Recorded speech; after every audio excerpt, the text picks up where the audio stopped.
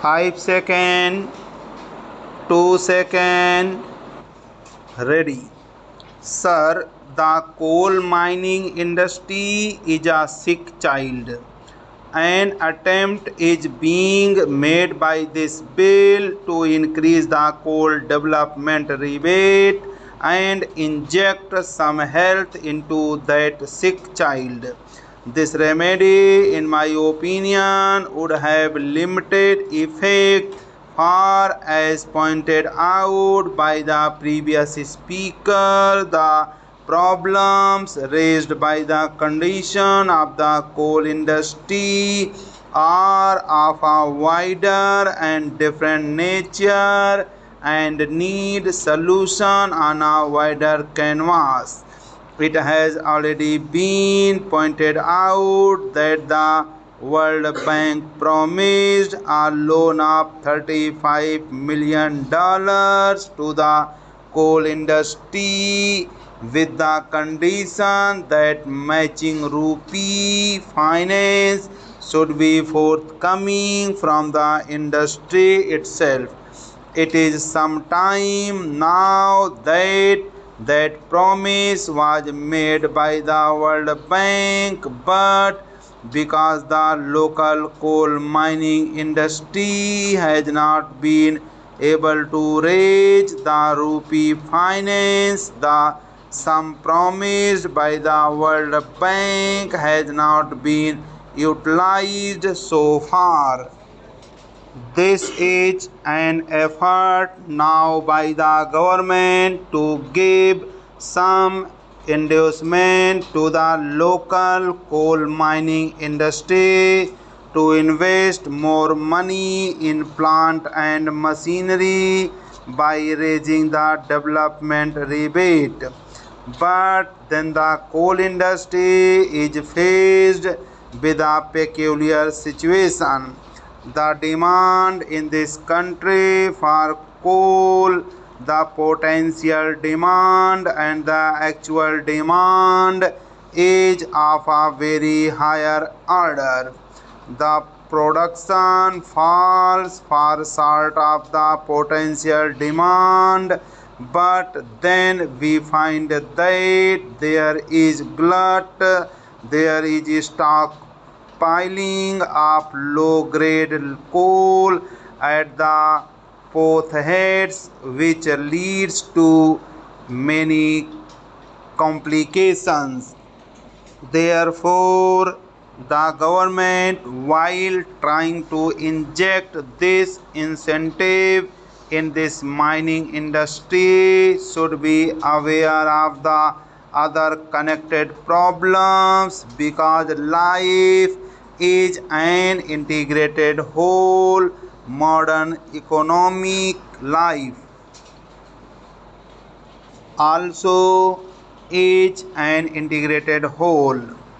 You cannot take steps only in one sphere and leave other spheres untouched. If a problem has to be solved, it has to be solved on a broad front. Suitable matching measures have to be taken in the other fields as well.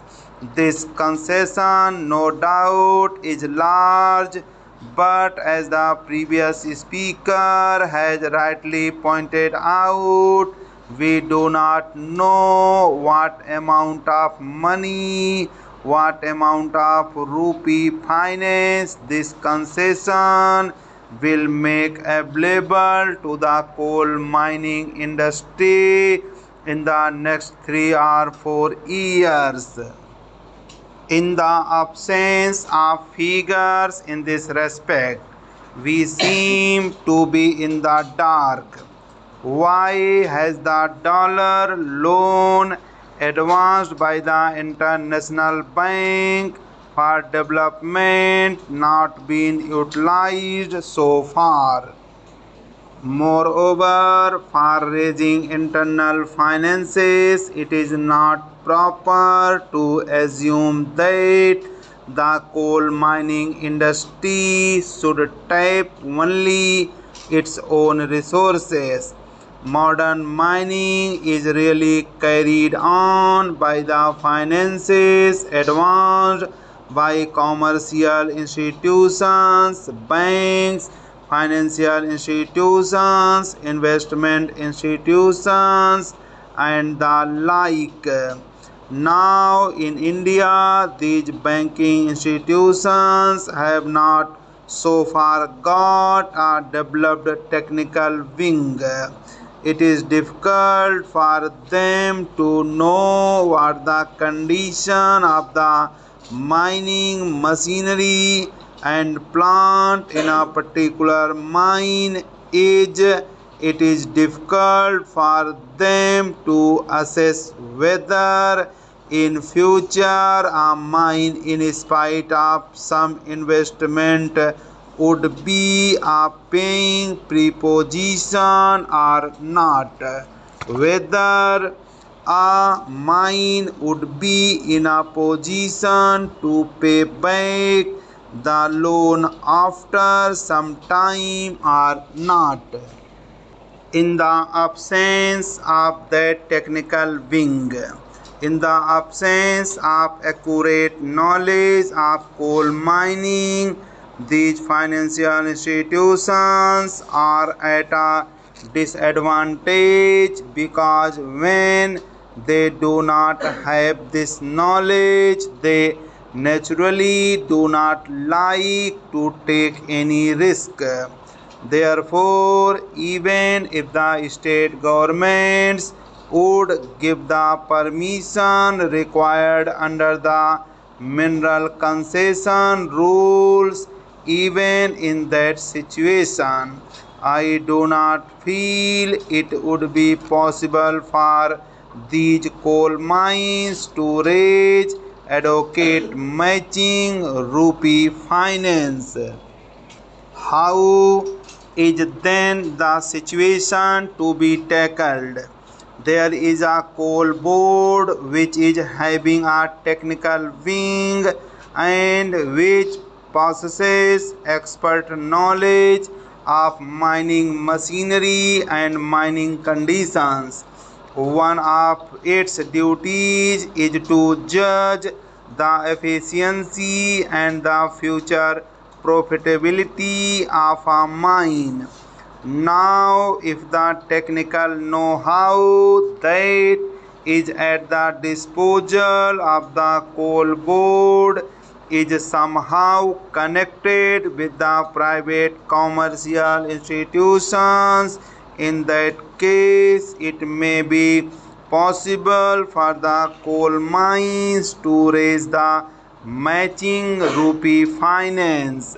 I do not know if the government have applied their mind to bring the coal board and the financial institutions together into some scheme. Unless that is done, unless the state bank or some other banking institution or even the government set up their own technical machinery to adjust the efficiency and effectiveness of a coal mine, I feel that in spite of the relaxation of the mineral concession rules, in spite of the willingness of the state governments to sanction assignation and mortgage, adequate finance won't be forthcoming. Therefore, I feel that the government should pursue an inquiry on this line.